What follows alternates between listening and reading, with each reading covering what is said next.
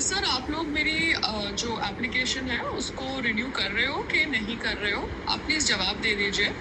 Otherwise दिक्कत हो जाती है क्योंकि बारिश का मौसम है, कभी भी बारिश आ जाती है और मुझे कुछ भी काम कराने से पहले आपका रिप्लाई चाहिए। सेकेंडली, ये जो मॉनसून शेड परमिशन है ये अप्रैल से होती है। लास्ट टाइम के जो असिस्टेंट इंजीनियर थे उन्होंने मुझे पहले के पेपर्स दिखाए थे जहाँ पे अप्रैल से परमिशन होती है। तो आपके पास जो इन्फॉर्मेशन है ना कि मई से होती है परमिशन, वो गलत इन्फॉर्मेशन है। अप्रैल से होती है अक्टूबर तक। तो प्लीज़ कंफर्म करिए कि आप अप्रूव कर रहे हैं कि डिनाई कर रहे हैं। Thank you. आदित्य जी, आप उस दिन नहीं थे ऑफिस में, मगर जो मॉनसून शेड की परमिशन होती है वो अप्रैल से होती है, अप्रैल से अक्टूबर तक। ये बेसिक इन्फॉर्मेशन है, मगर ओमकार जी ने मुझे शायद हाफ इन्फॉर्मेशन दी या उनको पता नहीं था। तो एनीवेज आप प्लीज़ चेक कर लीजिए। मैंने जो कागज़ सबमिट किए थे ऑफिस में उस दिन मैं आपके साथ शेयर कर रही हूँ। आप प्लीज़ मुझे बताइए कि आप रिन्यूअल कब तक दे सकते हैं, क्योंकि मुझे पॉलीकार्बोनेट की शीट लगानी है और मेरे हाथ में जब तक रिन्यूअल नहीं आता मैं पॉलीकार्बोनेट की शीट नहीं लगा सकती, इसलिए मैं आपसे पूछ रही हूँ। Thank you. See, Unsa, I want to keep all the refrigerator gadgets, that is the fridge and the freezer, on one side so that no cooking heat affects it, and it's functioning. But I want to keep proper ventilation so that there is no issue with it. So I preferred that balcony area. But we will have to see because rains are too much and water comes inside the balconies also, and we need proper electrical wiring because we will need, I think, that heavy 3-pin or whatever, 5-pin, I don't know, whatever that term is, sockets for fridge and freezers. So you give me a plan as you think correct as per my requirement, because now we are doing an open kitchen and we're combining the 2 bedrooms to make it a bigger bedroom, but we're keeping 2 beds so that if a guest comes, or somebody else needs to sleep, they can sleep in the second room. So actually we're making the 2-bedroom apartment into 1-bedroom apartment with walk-in area, furnishing it. The ceilings are very good in this building. The geyser is working since 14 years, the same geyser. The ceiling height is like, I think, 9 feet or so. So that's something which is great about this building. So false ceiling is your suggestion for the lights. Yes, I need lights, but the false ceiling height can be done in such a way that the height of the flat, the height is maintained, because I really like the height that Pearl Heights has given to the ceiling. So let me know. It was nice to meet your father yesterday and your contractor. Okay, take care. Thanks. अच्छा, मैंने सुना कि जब से वो तेरा आशीष मिश्रा गया है वैष्णो देवी, तब से तुम्हारा स्टॉक मार्केट एकदम ऊपर नीचे जा रहा है। कौन गया आशीष मिश्रा? कौन था वो आशीष मिश्रा? कौन था? एनएससी का हेड कौन है? आशीष चौहान। हाँ, जब से वो वैष्णो देवी गया है, वो आपका वो शेयर मार्केट की क्या हालत हो रही है? बहुत ऊपर नीचे है, लेकिन मैं इन्वॉल्व नहीं हूँ। नहीं इन्वॉल्व हो? Very good. वो तो ये ट्रम्प की वजह से हो रहा है यूएसए में। ट्रम्प ने क्या किया? वो सब जगह ड्यूटी लगा दी, टैक्स लगा दिया। क्यों? उसके पास पैसे नहीं है? क्योंकि अमेरिका बैंकरप्ट होने वाला है।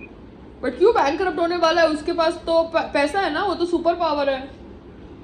सुपर पावर है, लेकिन उधार देता रहा 25 साल तक। कहाँ से, किससे उधार लिया उसने? नोट छाप दिया, लेकिन उसके सामने सोना होना चाहिए, सोना नहीं है। बट उसने उधार किससे लिया? पब्लिक से लिया हुआ है। कौन सी पब्लिक उसको उधार देगी? हर एक अमेरिकन के ऊपर $1000 का कर्ज है। बट उधार कहाँ से लिया पापा? वो थोड़ा इंडिया से उधार लेगा। हाँ, तो हर एक अमेरिकन के ऊपर है। तो सबसे इम्पोर्ट करता है, एक्सपोर्ट करता नहीं है। तो अभी उसकी हालत ठीक नहीं है, तो उसने सब जगह ड्यूटी लगा दी है। ड्यूटी लगा दी है? गवर्नमेंट की जॉब्स आधी कर दी है। तो वहाँ पे अनएम्प्लॉयमेंट हो गया है। गवर्नमेंट की जॉब में अनएम्प्लॉयमेंट होगा, बहुत सारी जॉब्स खत्म कर दी हैं। तो कितनी अच्छी बात है, तो सारे वहाँ के अनएम्प्लॉयड लोग भारत में आ सकते हैं। वो तो मुझे नहीं मालूम, कोई नहीं आएगा वहाँ पे, लेव पेपर टू बैग एंड वहीं पे रहेंगे। भारत में कोई नहीं आएगा। भारत में कोई नहीं आएगा क्योंकि वहाँ पे तो होमलेस लोगों के लिए तो बहुत कुछ फैसिलिटीज होती है। हाँ, वो रोड के ऊपर गाड़ी पार्क करके वहीं से और डिक्की में अपना चूल्हा रखते हैं, अपनी बाल्टी रखते हैं, राशन रखते हैं। हाँ, तो वहाँ के शीट निकाल लेते हैं, फुटपाथ के ऊपर पार्क करके पूरी कॉलोनी बसी हुई है। हाँ, जैसे यहाँ पे ठेले वाले होते हैं, वहाँ पे होमलेस लोग होते हैं। हाँ, रिजर्वेशन हो रहा है ना आपका? रिजर्वेशन? कौन सा रिजर्वेशन? रिनोवेशन ना, अपना कुछ घर को कुछ ठीक करा रहे हैं। रेनोवेशन? अच्छा, रेनोवेशन। मैं अहमदाबाद क्यों आऊंगी? मैं यहाँ पे कोई दूसरे रेंटेड फ्लैट में रहूंगी ना, मुझे मॉनिटर करना पड़ेगा। मैं रेनोवेशन अहमदाबाद में बैठ के करूंगी तो ये लोग यहाँ पे तहस नहस कर देंगे। I have to monitor it, no? और इससे अच्छा तुम यार, इससे पैसे में तो 4 बेडरूम का घर आ जाएगा। 4 बेडरूम का घर कैसे आएगा भैया? 4 बेडरूम का घर 5 करोड़ का आएगा। ये रेनोवेशन होगी 10-20 लाख के अंदर, या 15 लाख के अंदर, या 5 लाख के अंदर, डिपेंडिंग अपॉन द बजट। हमारे को क्या लगाना है? और 2-4 चूल्हे से ज्यादा नहीं लेना, 2 चूल्हे बहुत है तुम्हारे लिए। आधे दिन तो तुम महीने में 15 दिन तो बाहर घूमते हो दिल्ली, फ्री टिकट में। फ्री टिकट में? वो संग्राम तो फ्री काम करता है ना, फ्री में खाना, फ्री में रहना, फ्री में ट्रैवल करना। हाँ, बट वो उसका फ्री का खाना, रहना, ट्रैवल करना, कोई ना कोई तो वो फ्री की टिकट पे करता होगा ना। वो सरकार है। तो अगर बीएमसी ये मेरा रिन्यू नहीं करती है, क्या कहते हैं, temporary monsoon shed, same measurement का, जो मेजरमेंट का उसने मुझे लास्ट ईयर दिया था, उसका मतलब उसने मुझे फंसाने के लिए वो लास्ट ईयर का मॉनसून शेड दिया था, सो दैट मैं गलती करूं और फिर वो आगे तोड़ने का ड्रामा करे। बिकॉज जो indemnity bond last year signed था, वो ही इंडेमिनिटी बॉन्ड के ऊपर सेम मेजरमेंट का टेम्पररी मॉनसून शेड का रिन्यूअल का सबमिशन किया है।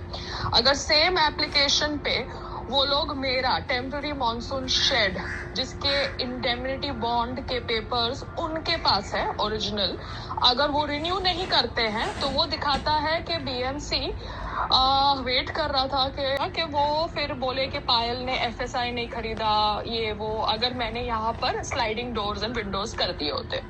तो मैं अभी उनका गेम भी समझ गई हूँ। तो संग्राम, you have to talk to the person, assistant engineer, assistant commissioner. You have to tell them on record that they have to approve or deny, because the same temporary monsoon shed renewal permission has been asked by me when I visited their office.